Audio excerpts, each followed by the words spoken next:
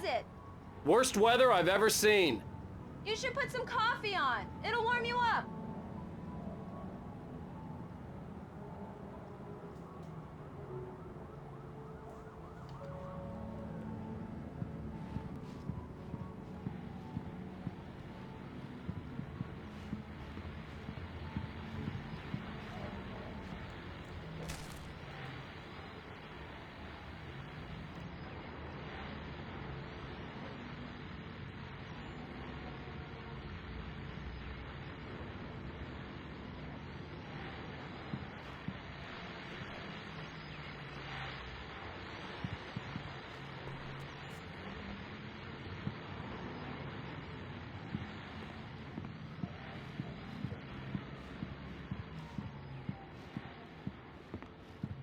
Hey, handsome. This is gonna be a long night, but these shots are turning out great. I guess you're gonna need that coffee then. I'll go put it on.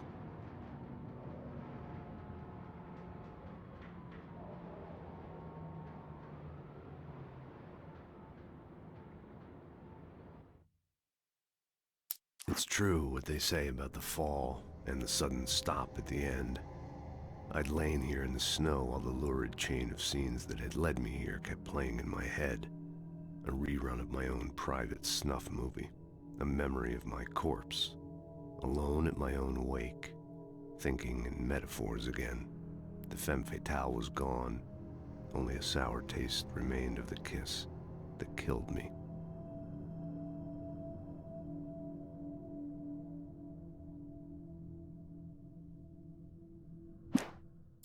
This was a late goodbye.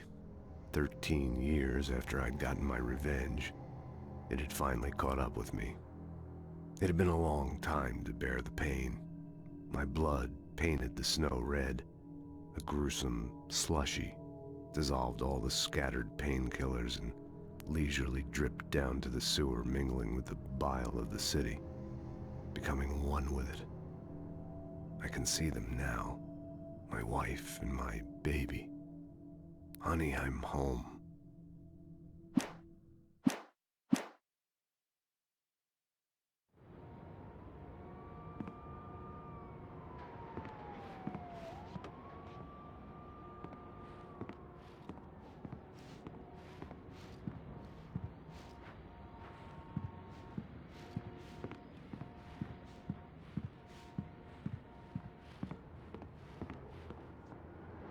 Coffee's on. Great, thanks. I'll need it if I'm gonna finish this by tomorrow.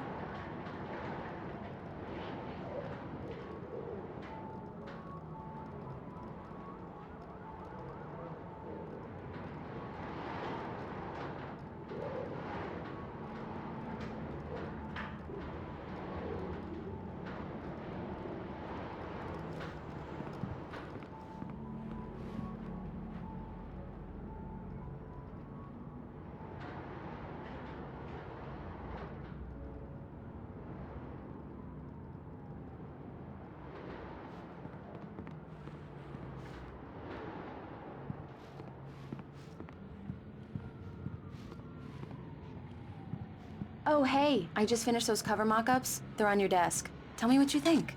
No kidding. I didn't think you'd get them done this quickly. On occasion, I can perform all sorts of miracles, my dear. Oh, really? Well, you seemed to think so last night.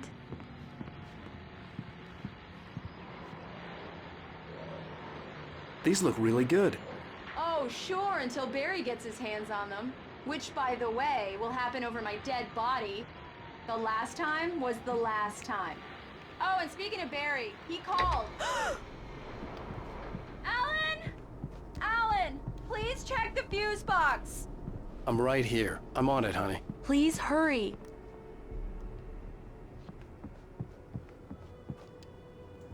Honey, it's a power outage. I've got the flashlight. Okay. Hi. You okay? I'm sorry. It just really spooked me. Don't worry. We'll just break out the candles. I know it's stupid, but it's just... especially when I'm not prepared for it, you know? It gets to me. I love you. Tell me a story, writer. Okay. I used to have these nightmares when I was a kid.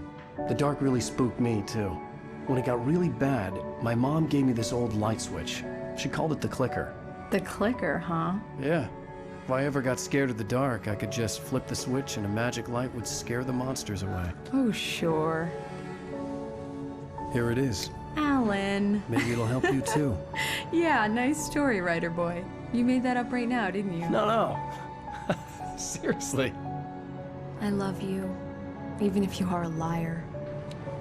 Thanks for this.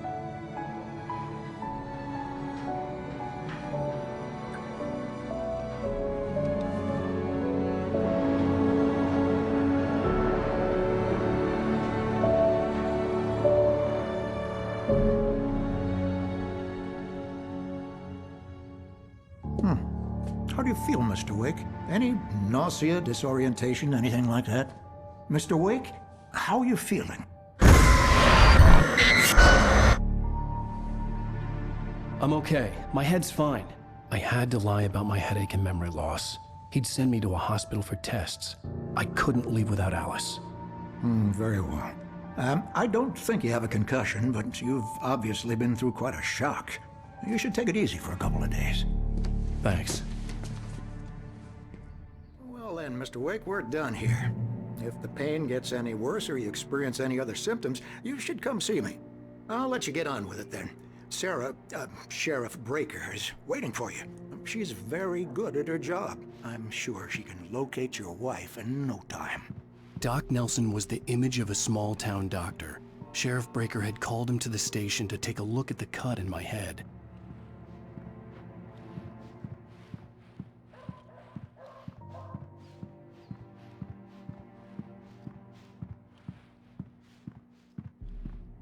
I'm sorry you had to cut your morning fishing short for this, Doc. Oh, she's a beauty, ain't she? Not the biggest I ever caught, if you can believe that coming from an old fisherman like me, but she's right up there. Now, she's a largemouth bass, which is what you're after if you prefer a lure. Now, if you want either trout or salmon, on the other hand, then it's fly fishing for you. You a fishing man, Mr. Wake? Oh, doesn't really matter, I suppose. But it can be very relaxing out there. You can't get me off the water this time of year. Closest thing to heaven. I'll take your word for it, Doc. I believe you'll find the sheriff in her office. Just go down the corridor.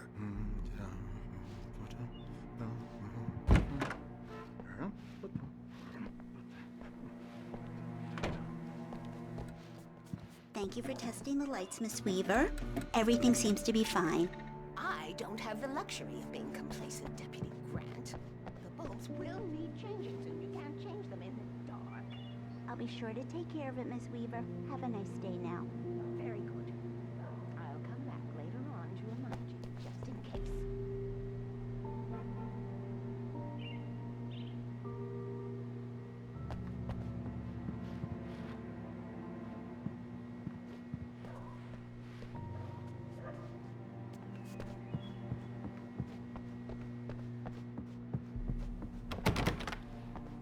Mr. Wake, the sheriff is waiting for you in her office. Alice down was the missing. corridor. I needed help to find her. I That wasn't was ready to Cynthia leave. Weaver. I guess you can call her the town eccentric.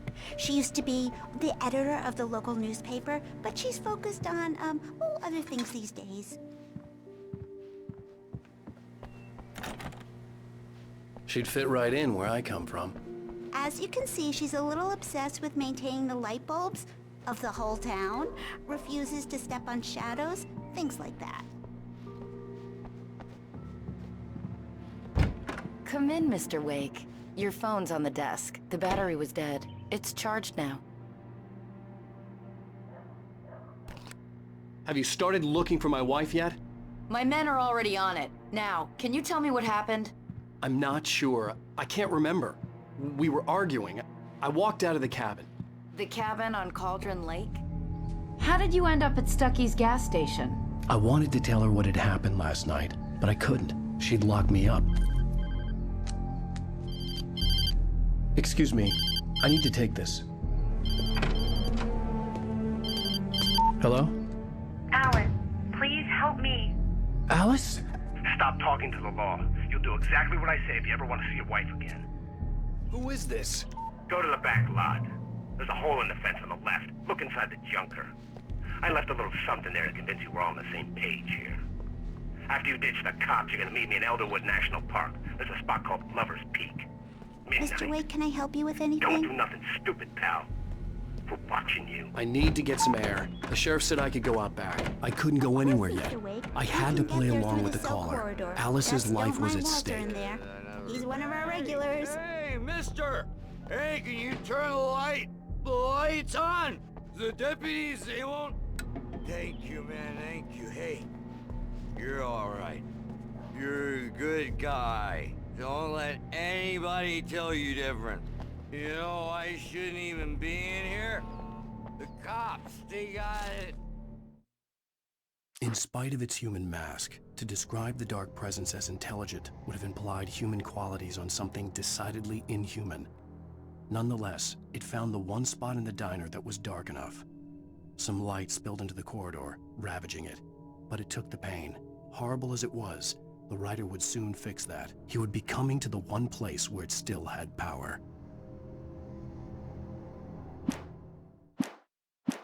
All wrong, see? Sure, I beat him. The early morning light hurt my eyes and made my head ache. The man on the phone had said, "Go through the fence on the left."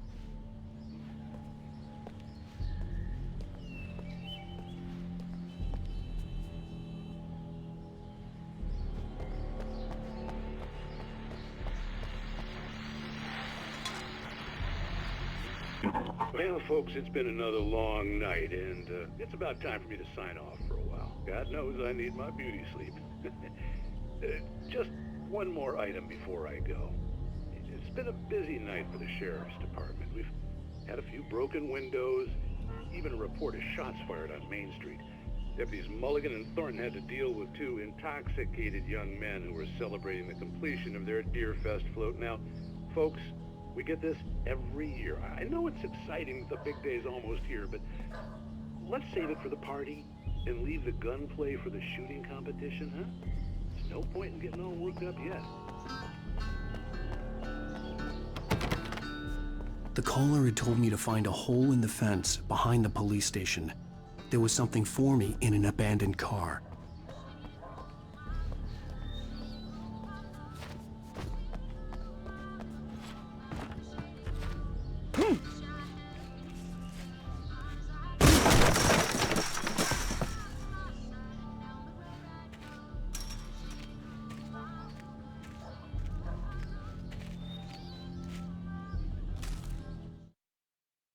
The kidnapper fired his gun one last time, and the shadow vanished into the darkness it had come from.